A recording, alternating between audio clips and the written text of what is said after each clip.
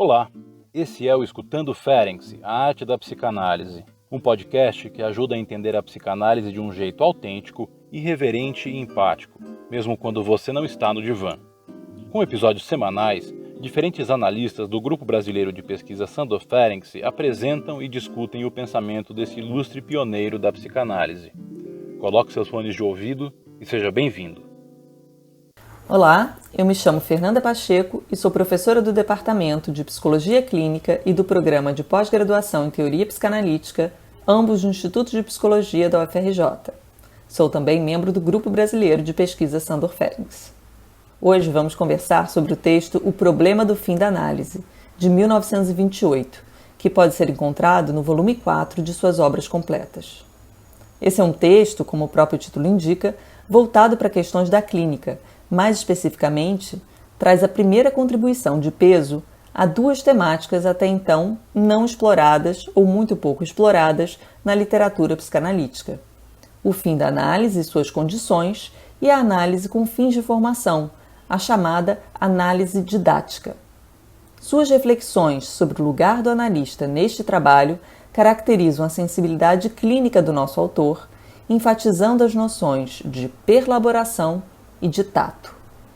Essa última mais aprofundada em outro importante texto da mesma época, Elasticidade da Técnica Psicanalítica. Este artigo, O Problema do Fim da Análise, também é muito importante porque foi retomado quase 10 anos depois por Freud, em seu trabalho seminal Análise Terminável e Interminável, funcionando como uma espécie de diálogo póstumo entre esses dois grandes mestres da psicanálise. Recomendo a leitura dos dois em conjunto. Mesmo que esse trabalho não esteja dentre os mais comentados da fase final da sua vida, certamente compõe o conjunto dos textos mais maduros de Ferenczi, aqueles voltados para a chamada clínica do trauma. José Jiménez Avelo, em seu livro Para Ler Ferenczi, afirma que podemos observar um eixo formado pelas sucessivas comunicações de Ferenczi nos 3 últimos congressos internacionais dos quais participou. Esse eixo seria composto pelo presente texto, originalmente apresentado durante o 10º Congresso Internacional de Psicanálise de Innsbruck, em 1927, pelo princípio de relaxamento e neocatarse, apresentado no 11º Congresso de Oxford, em 1929, e, finalmente, pelo célebre Confusão de Língua entre os Adultos e a Criança, no 12º Congresso de Wiesbaden, em 1932. É importante notar que as relações entre Freud e Ferenczi já estavam conturbadas desde 1924, e a partir de sua apresentação no Congresso de Oxford, justamente com o texto da neocatarse, Freud ficou cada vez mais receoso com o que ele achava que era um abandono por parte de Ferenczi da regra da abstinência. A tensão entre os dois atingiu seu ápice quando, no Congresso de Wiesbaden, Ferenczi apresenta Confusão de Língua. Pouco tempo depois, Ferenczi faleceria, em 1933. Mas retornando ao presente texto, ele começa sua apresentação por uma inquietação de ordem clínica. O que fazer quando um paciente, após certo tempo de análise, burla a regra fundamental da associação livre e mente sobre questões centrais, inclusive insistindo que esteve presente em uma sessão a qual faltou. Como terapeuta entusiasta e clínico habilidoso que era, Ferenczi percebeu que, ao invés de recuar diante dessa desobediência, precisava explorar a necessidade de mentir do paciente. Só assim teria uma compreensão mais profunda de seus sintomas. Ele relembra que o problema da simulação e da mentira eram velhos conhecidos da psicanálise. Afinal, a principal tarefa no tratamento de um caso de histeria é, essencialmente, a exploração da estrutura fantasística. É evidente que Ferenczi não ignorava a importância da realidade psíquica, mas lembremos que nessa época ele já estava adensando seus estudos sobre o papel do ambiente na traumatogênese, sobre o universo infantil e seu encontro com o mundo adulto. Sua experiência com os chamados pacientes difíceis lhe ensinou ser importante saber em que medida esse conteúdo fantasístico também representa uma realidade afetiva ou a lembrança de tal realidade. Vale citá-lo. Abre aspas. Adquiri a convicção de que nenhum caso de histeria pode ser considerado definitivamente solucionado enquanto a reconstrução, no sentido de uma separação rigorosa do real e da pura fantasia, não estiver consumada. Sua análise não pode, portanto, considerar-se terminada se por fim da análise entendemos também a cura no sentido profilático. Poderíamos generalizar, por conseguinte, dizendo que o neurótico não pode ser considerado curado enquanto não renunciar ao prazer do fantasiar inconsciente, ou seja, a mentira inconsciente. Fecha aspas, fim de citação.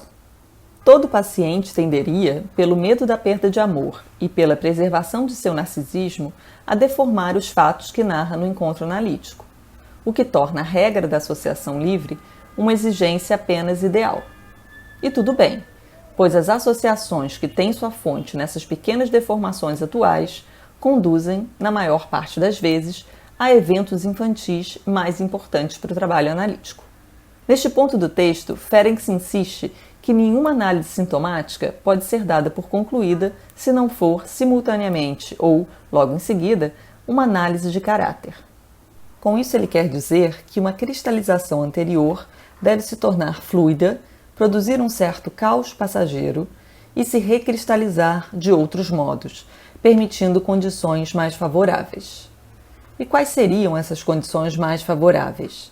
A separação mais nítida do mundo da fantasia e do mundo da realidade, uma maior plasticidade e liberdade interior e o proporcionamento de um melhor domínio dos atos e decisões. Nesta aposta de que a análise de caráter é mais profunda do que a análise sintomática, Ferenczi parece valorizar elementos muito além do conteúdo verbal. Lembrando seu trabalho, a reflexão psicanalítica sobre os tiques, por exemplo, ele salienta que devemos estar atentos a aspectos exteriores do comportamento do paciente, algo que Michael Balint, seu discípulo direto, posteriormente chamou de elementos formais do comportamento do paciente na situação analítica. Esses elementos formais, que fazem parte do caráter do paciente, incluem mudanças de expressão no rosto, forma de deitar no divã, ritmo, tom, uso da voz em geral, formas de iniciar e terminar a sessão, algum mal-estar ou doença passageira que se apresente durante o processo e, especialmente, a forma dele associar. Ferenczi chega a sugerir que o analista apresente um espelho aos pacientes para que adquiram consciência, pela primeira vez, das particularidades do seu comportamento, inclusive de seu aspecto físico. Mas faz a observação de que tudo isso só pode ser comunicado com muito tato. Embora ele não defina a noção de tato psicológico neste artigo, pode-se perceber que essa temática, juntamente com a da empatia e da elasticidade da técnica, se fazem presentes ao longo de todo o texto. Daniel Kupperman, em seu livro Por que Ferenczi, chega a definir esse momento de consolidação do estilo clínico de Ferenczi como a virada de 28, marcando sua presença sensível e afetiva no encontro analítico. Podemos dizer que, mesmo que Ferenczi siga os passos de Freud, ele coloca relevo em questões pouco desenvolvidas ou deixadas em aberto pelo pai da psicanálise. Por exemplo, ao fazer referência ao texto Recordar, Repetir e Elaborar, de 1914, insiste que, além da repetição e da rememoração, o terceiro recurso técnico da análise, o fator da translaboração analítica, precisa ser apreciado em seu justo valor. É bem verdade que a definição que ele fornece aqui não é nem um pouco elucidativa. A translaboração é o trabalho psíquico a que o paciente se entrega com a ajuda do analista, enfatizando a relação de forças entre o recalcado e a resistência, sendo um fator puramente quantitativo. Mas se tomarmos os textos da época em conjunto, entendemos que se trata do distanciamento de uma visada mais interpretativa da elucidação do recalcado para a valorização dos afetos na clínica e dos aspectos clivados dos sujeitos traumatizados, em consonância com o princípio de relaxamento e neocatarse que seria apresentado no ano seguinte no Congresso de Oxford, como já mencionado. E é justo esse ponto dos afetos que podemos articular com o lugar do analista. Ferenczi dá a entender que grande parte das resistências do analisando poderiam ser vencidas a partir do próprio analista, isto é, se esse for capaz de vencer suas próprias resistências. Em suas palavras, o analista precisa ser, abre aspas, digno de confiança em todas as circunstâncias e, em especial, deve mostrar uma benevolência inabalável em relação ao paciente, por mais incorretas que possam ser a conduta e as falas desse último. Fecha aspas. Trata-se então da criação de um setting suficientemente adaptado às necessidades regressivas dos analisandos, dando espaço ao infantil tanto no que diz respeito às suas manifestações desafiadoras e destrutivas, mas também ao lúdico, aproximando a análise de crianças e adultos. Aliás, é um grande tema da época, com as tensões entre as proposições de Melanie Klein e Anna Freud acerca da análise infantil começando a se desenhar. Este setting, pensado para os pacientes ditos difíceis, justamente por não se encaixarem na definição clássica de neurose, parecia muito menos neutro do que aquele inicialmente idealizado por Freud. Ferencz nota que tais pacientes eram capazes de detectar os menores sinais de emoções inconscientes no analista e testavam constantemente sua confiabilidade. O analista precisava então suportar esses testes, sobreviver e não retaliar. O que nos faz pensar na referência ao boneco João Teimoso, feita em A Elasticidade da Técnica, e também as próprias experiências posteriores com a chamada análise mútua, descritas em seu diário clínico. Não é difícil também perceber os ecos dessas formulações em um herdeiro indireto de Ferencz, como Donald Winnicott. E toda a discussão sobre o valor terapêutico da ideia de contratransferência também começa a ser tematizado. Mas como seria possível suportar esses ataques e testes do paciente? Ferencz é categórico. A condição é que o analista tenha terminado por completo a sua própria análise. Ora, sabemos das críticas de Ferencz à sua análise com Freud, de que esse não teria trabalhado suficientemente a transferência negativa. A título de curiosidade, vejamos uma nota de seu diário clínico, datada de 1º de maio de 1932. Nessa, Ferencz critica a descrença de Freud no processo terapêutico, correlacionando esse pessimismo com a descoberta de que os histéricos mentem. Lerei apenas um breve trecho, efetuando alguns cortes para não me alongar demais. Abre aspas. Depois dessa descoberta, Freud deixa de gostar dos pacientes. Retornou ao amor de seu superego ordenado, culto. Desde esse choque, essa decepção, trata-se muito menos do trauma. A constituição começa a desempenhar o papel principal. Em segundo lugar, ele permanece ainda intelectualmente ligado à análise, mas não emocionalmente. Enfim, e terceiro lugar, o seu método terapêutico, tal como a sua teoria, estão cada vez mais impregnados de interesse pela ordem, pelo caráter, pela substituição de um mau superego por um outro melhor. Ele se tornou pedagógico. Fecha aspas. Depois desse desabafo de Ferencz sobre Freud, gostaria de fazer um rápido desvio para situar a questão da formação à época. O problema do fim da análise é apresentado após um ano sem publicações, marcando o retorno de Ferencz a uma viagem de 9 meses aos Estados Unidos. Viagem essa que foi uma espécie de solução de compromisso.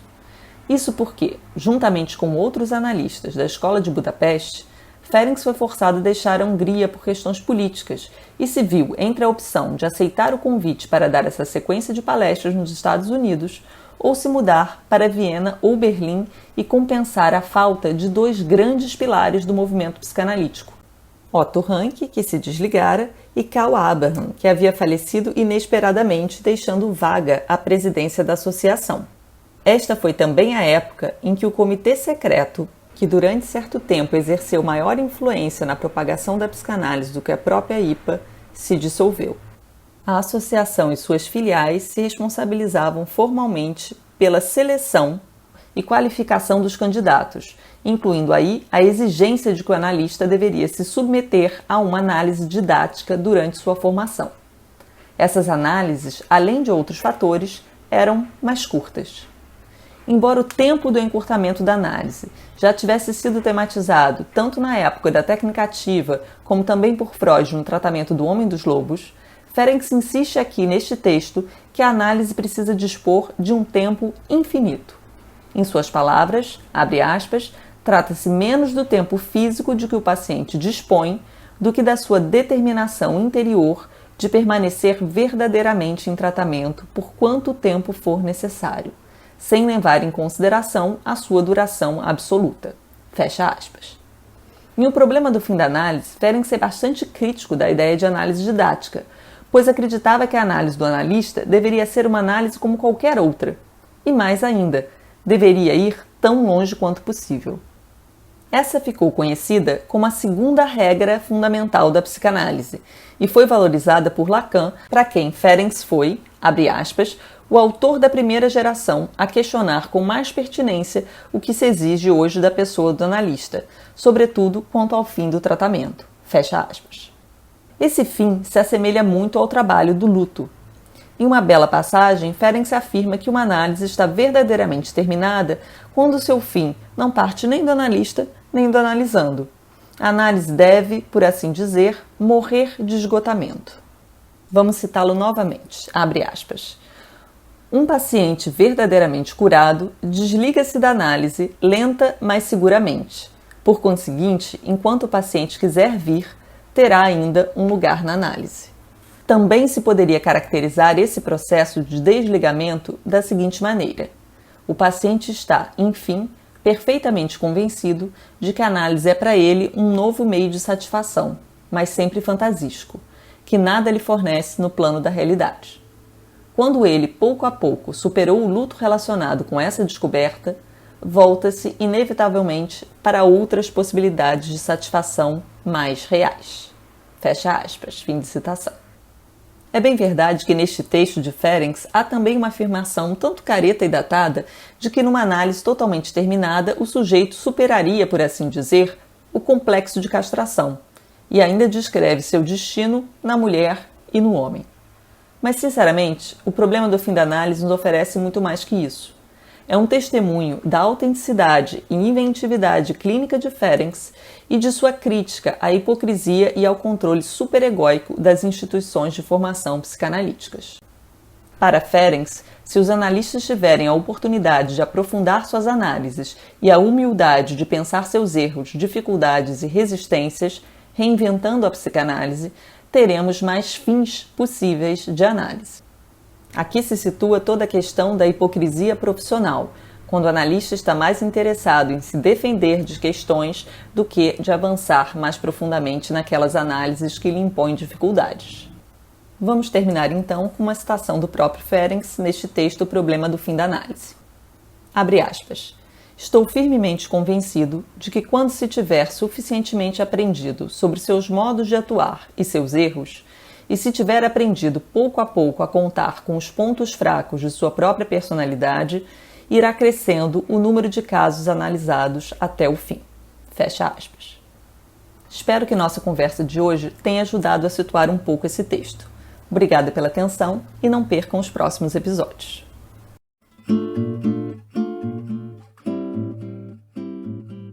Esse foi o Escutando Ferencz, a arte da psicanálise, um podcast organizado pelo Grupo Brasileiro de Pesquisa Sandor Ferencz.